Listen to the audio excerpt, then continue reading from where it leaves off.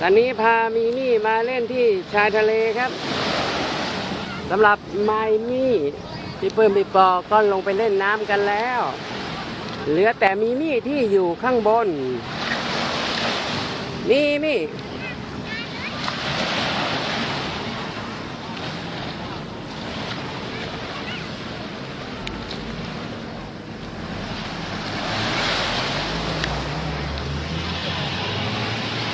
นี่กำลังเดินเล่นอยู่ครับนี่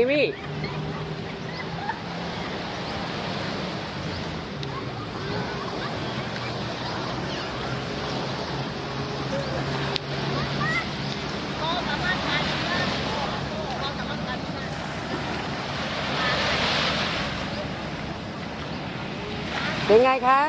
น้องไม้นี่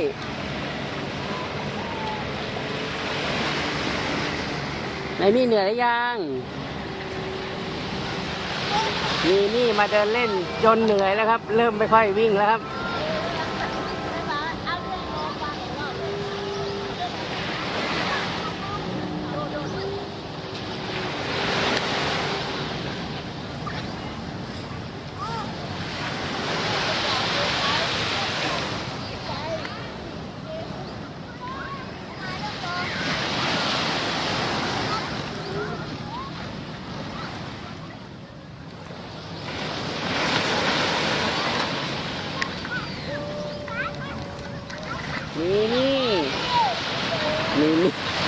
นี่เดิน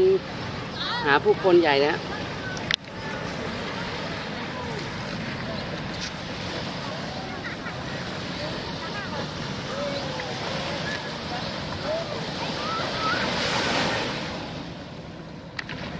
นี่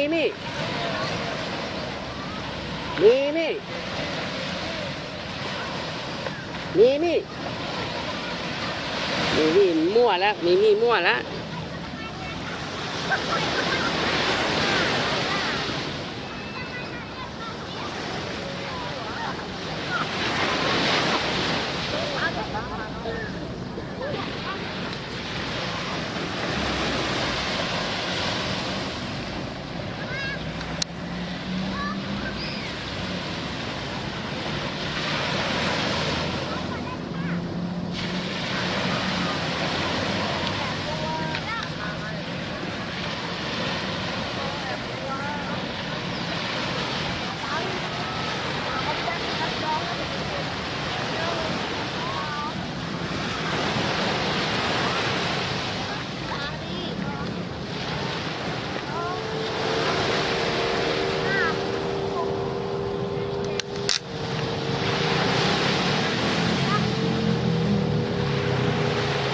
นี่ไปเล่น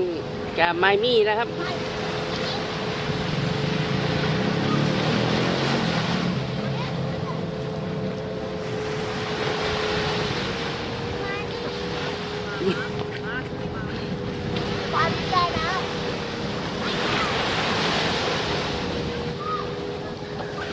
ลูกอย่าปล่อยมันเปียกไม่ได้ลูกปล่อย